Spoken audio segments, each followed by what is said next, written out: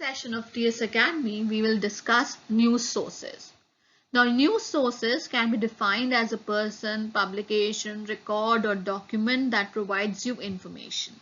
It can also be called as a point from where something is derived or obtained. The information can be collected through either by observation or by interviewing people. So information can be derived from, say, public documents, newspapers, statistics, private diaries, letters, book, libraries, magazines, internet, etc. News sources can be divided into two categories: primary news sources and secondary news sources. Primary news sources are the first-hand information that the reporters get, and secondary news sources are derived information which he gets from the already existing set of information. So primary news sources are freelancers, reporters, tip-offs, contacts, pressure groups, courts and trials, local government, community affair, news conferences, routine calls, etc. And secondary news sources are letters, news releases, classified ads, other news media, syndicate tapes, and news agency.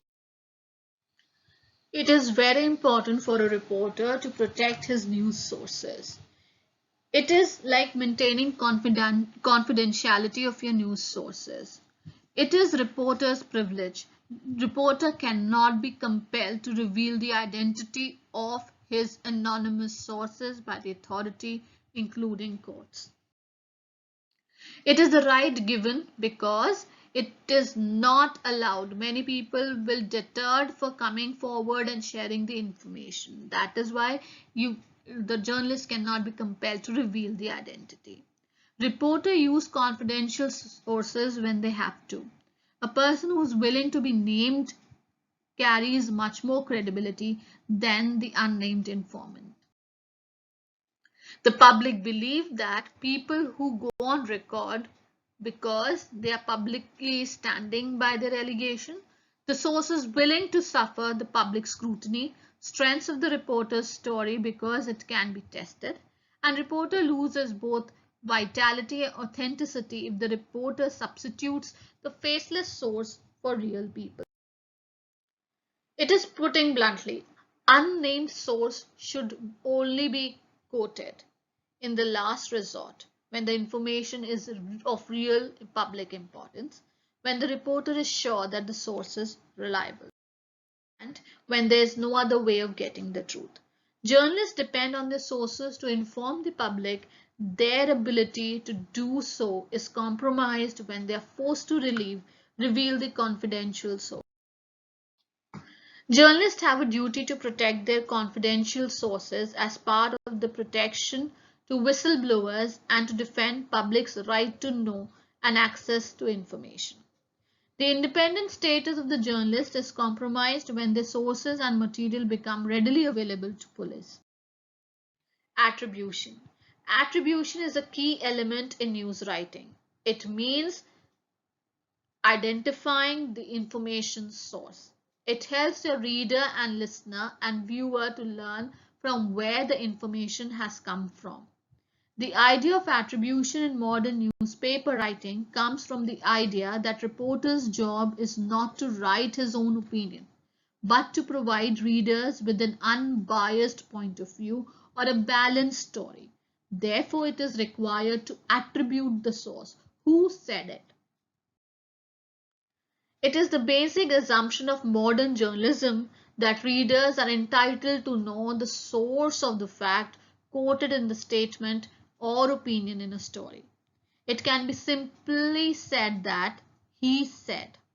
Attribution is normally placed after the statement for which it is provided. But if the identity of the speaker is highly newsworthy in its own right, attribution may be placed before the statement. When to attribute. You attribute when the information other than the first-hand observation or knowledge of the reporter needs to be attributed. As a rule of thumb, attribute once per paragraph if the story is told through comments from an interview or an eyewitness's context. It might seem repetitive, but it's important for the reporter to be clear about where the information originates. You should also include attribution if the story implies blame, if it's a blame story, a controversial story, there's a doubt about the validity of the story, it might be a disputed story, a questionable thing, when the opinions are offered, and when there is direct and indirect quotes. Different types of attribution. On the record, all the statements that can be directly quotable and attributable by the name and the title of the person who is making that statement. This is the most valuable type of attribution. For example, the US has no plans to invade Iran, said the White House press secretary Jim Smith. Here, Jim Smith is all ready to be quoted.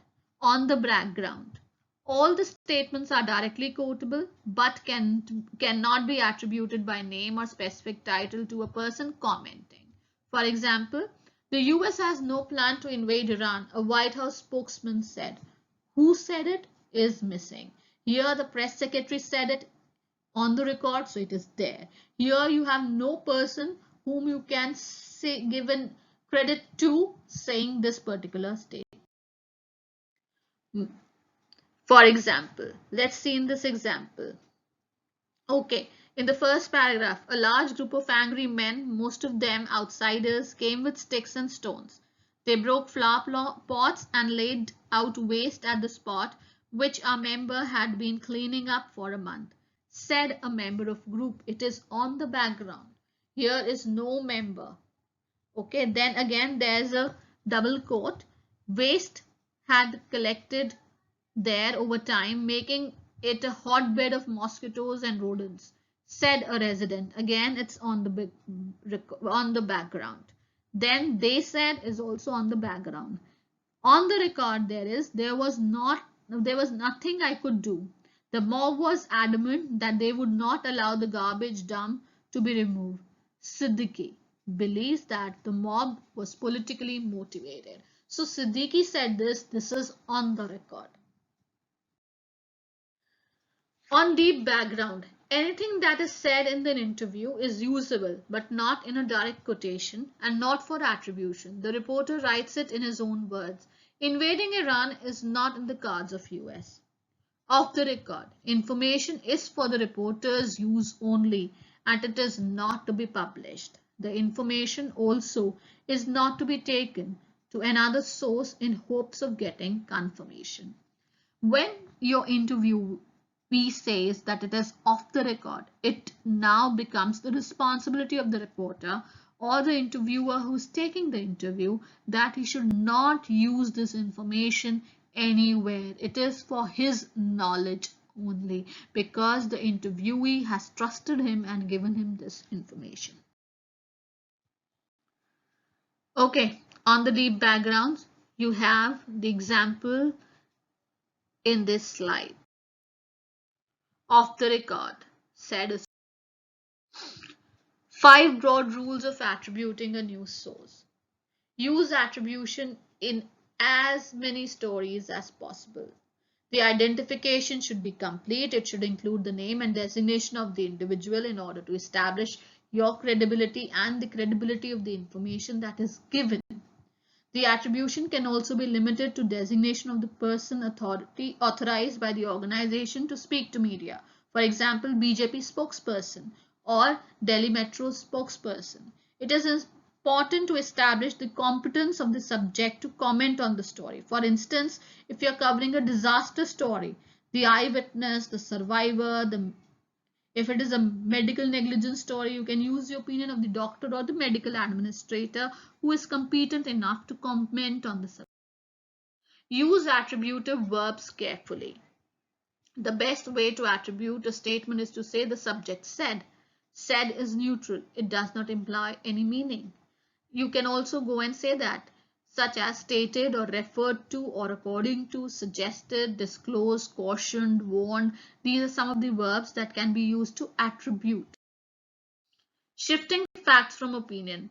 Whenever there is a shift from fact to opinion, you can say according to so and so. Okay? The reader then can decide how much weightage he or she has to give to such opinion. When not to attribute.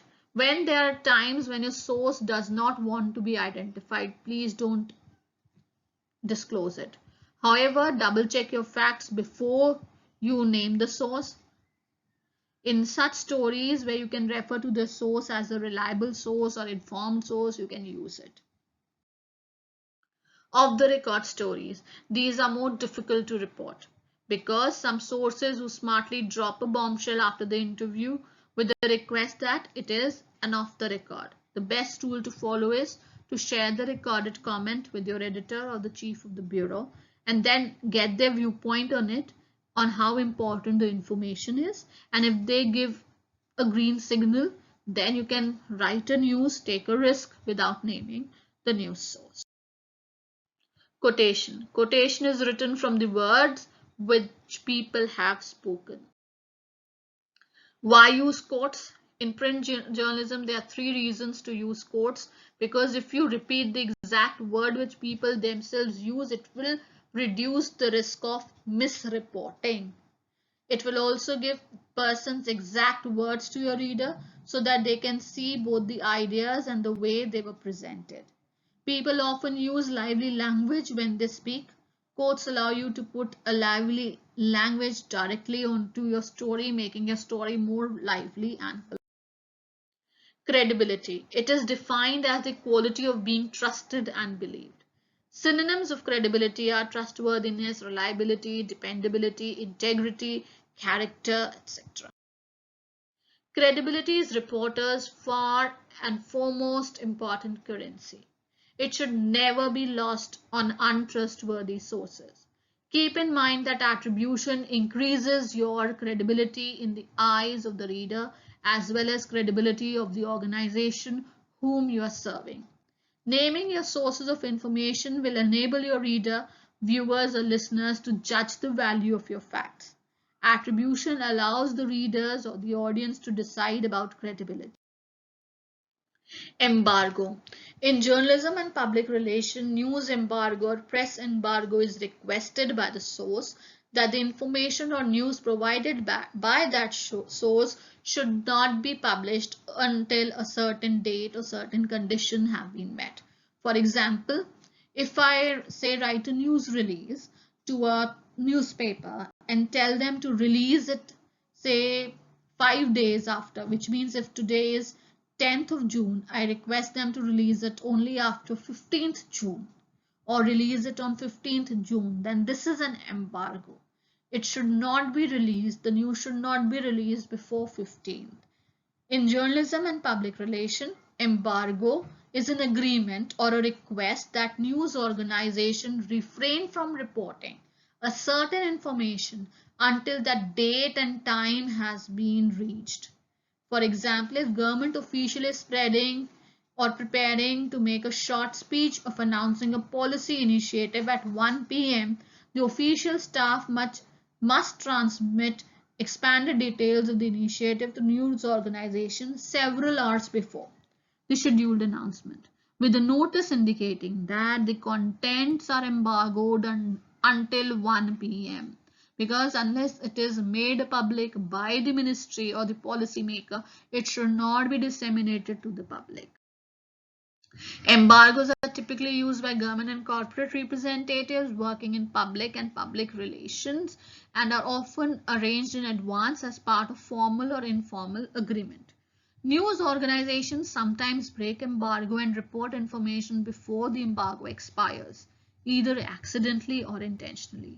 Breaking embargo is considered a serious breach of trust and can result in the source barring the offending news outlet from receiving the advance information in future. Byline. Byline is the name of the reporter. If they're important, is often included in the beginning of the feature rather than in the end or not at all. Cutline. Cutline is the name of the person or the organization that made or distributed the photograph, map, chart, or illustration.